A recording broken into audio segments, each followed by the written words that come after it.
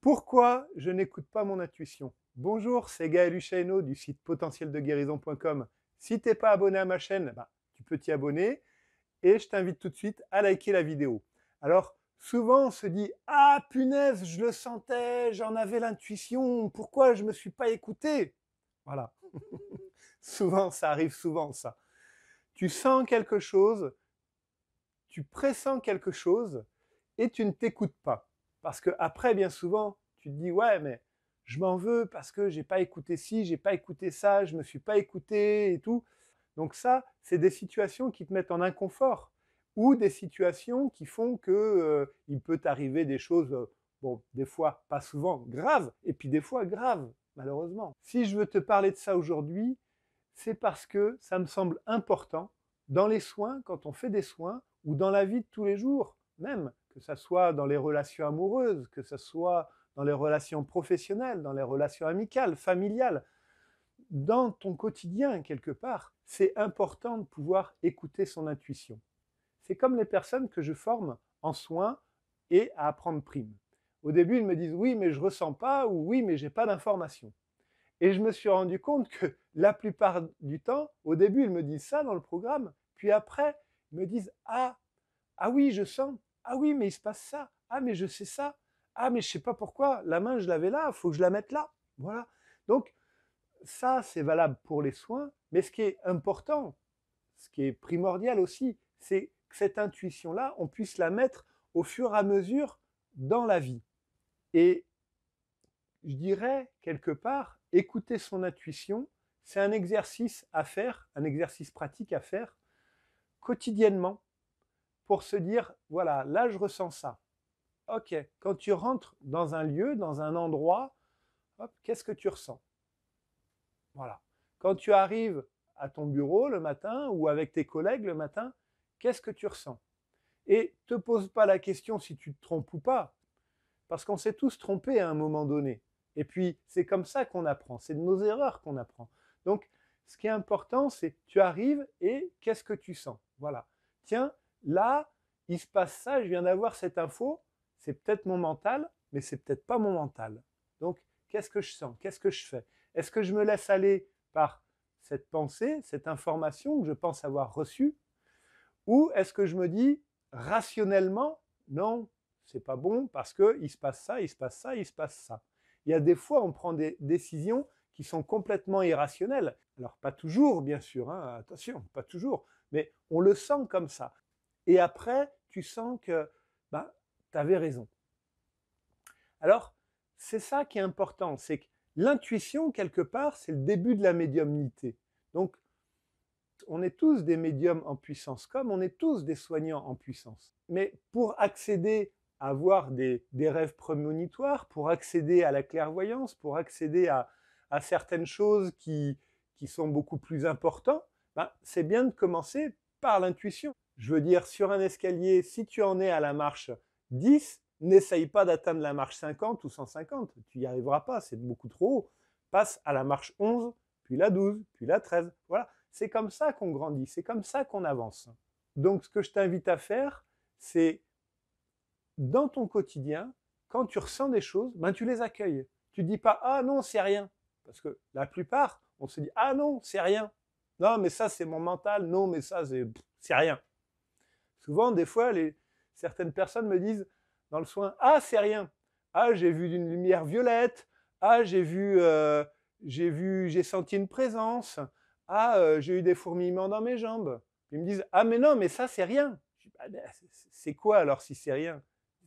Tu as vu une lumière violette, tu as senti une présence et tu as eu des fourmillements dans tes jambes. C'est pas rien. Quelque part, pour rentrer dans la médiumnité, pour rentrer dans les soins, pour se développer là-dedans, il faut apprendre à son ressenti. Il faut apprendre à faire confiance à son intuition. Faire confiance à son intuition, c'est aussi se faire confiance en soi.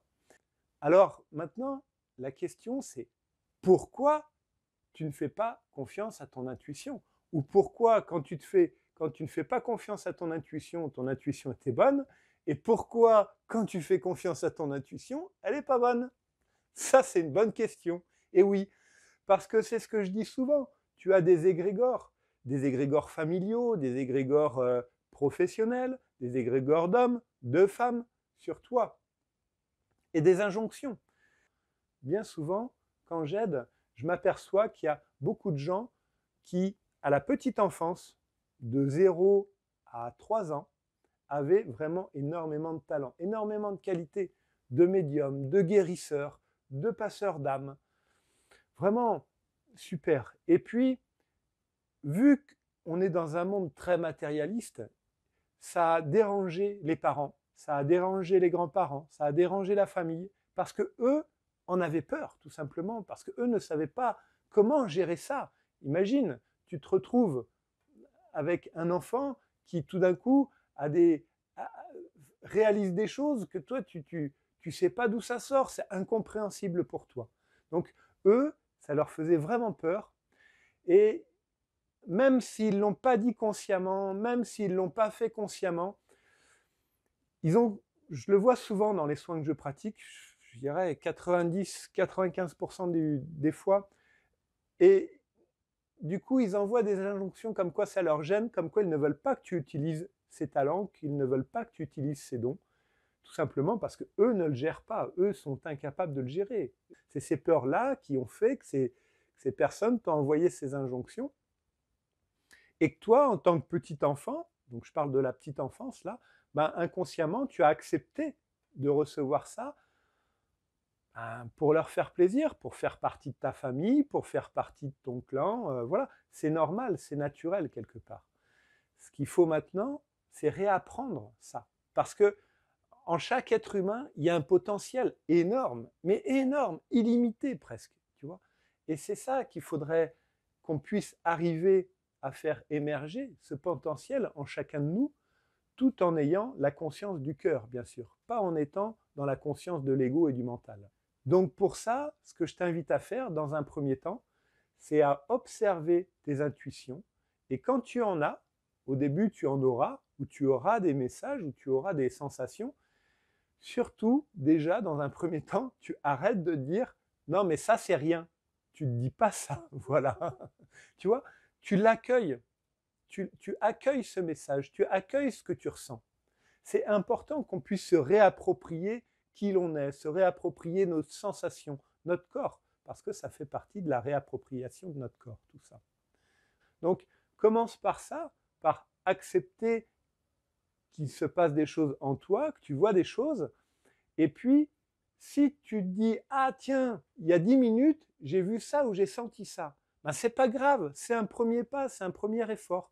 Donc, apprends. T'en veux pas parce que tu ne l'as pas vu tout de suite et que tu n'en as pas déduit, j'amplifie, je caricature, mais que tu n'en as pas déduit qu'il allait se passer des choses dans 20 ans, tu vois. Non, voilà, juste, ok, tu as eu un message, tu as eu une intuition, tu la gardes, voilà, elle est pour toi.